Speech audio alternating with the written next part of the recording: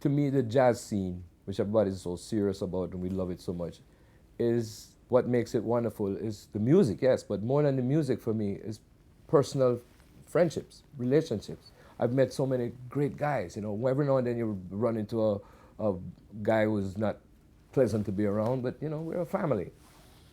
And in those 90s, late 80s, I noticed a shift on the scene, the educational aspect, people more away from just being together, and now they have the academies, which is great.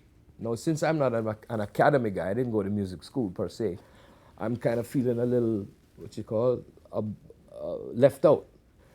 And I couldn't relate to a lot of this, the new scene music I'm hearing, because I like that swinging thing, you know? So I'm feeling like I don't have any relationships, and I'm reading these magazines, and they're talking about jazz in a way that I'm not feeling at home like I did 10 years before.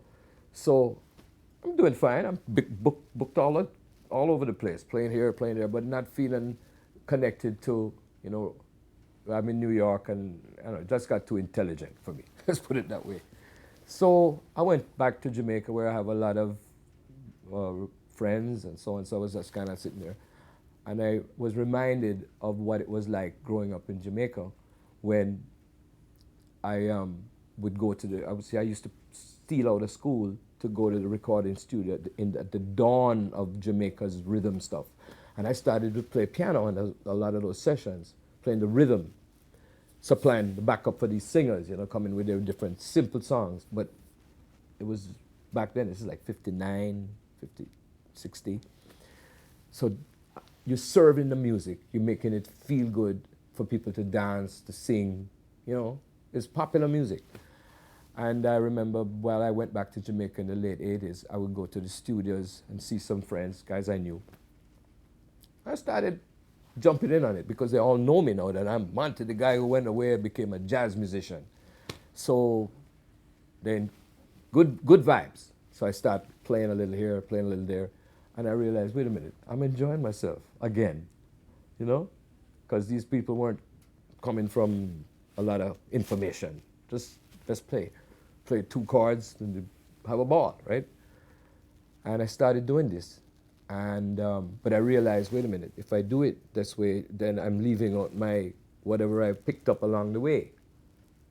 And because I have to, those guys aren't relating to Art Tatum, you know, who is my number one, right? And Nat Cole. So when I go back to America and I'm playing with some terrific jazz men, and I want to play one of those homegrown rhythms, it's not just the rhythm, it's the life, it's the experience. It's like when you grow up in that, then you're not playing it, you're living it. So you can't force a musician who grew up playing a certain way to play something coming from another world that they don't feel, right? I went back and said, well, all right. So I started doing these gigs. I called it different names. I had the Spirit of Jamaica. I had Stir It Up. I had all these names. And then finally one day I said, you know what? Musicians, when they enlarge their combos, they'll get the trumpets, they'll get the saxophones, or they'll get the whatever. I said, I'm going to get more rhythm with two separate entities that will come together. And I started this where I had the real authentic players who play reggae, ska, all that stuff, and players I love in the swinging tradition. And from the first day I did it, it became like a bonding of people from two different worlds, where music and respect for one another was at the highest level. The drummers, when they get together, it's a real respect thing going on. And they're playing off of one another, and they're appreciating and helping one another. It's a setup for just a great come together.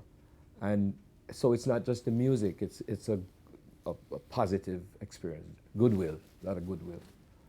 So that's what Harlem-Kingston is.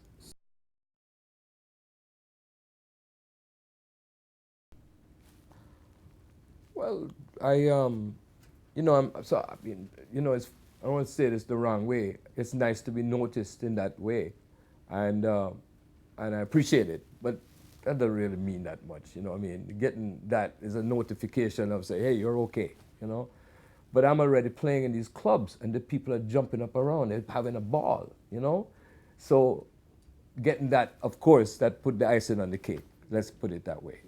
And people showing up at the club, you know, and I love the fact that I would see people that enjoyed what they call classic and straight ahead music, you know, and some of them turning up their noses. What's all that jungle music you're playing or something like that? I said, but that's me. That's a part of me.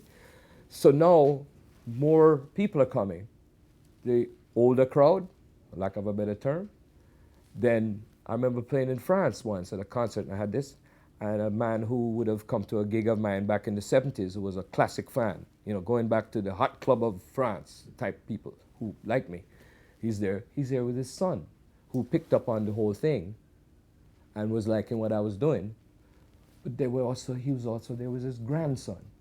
And the grandson was a young French guy wearing dreadlocks. And all three of them were having a good time together. So our music, I noticed that it'll bring different eras together. Okay,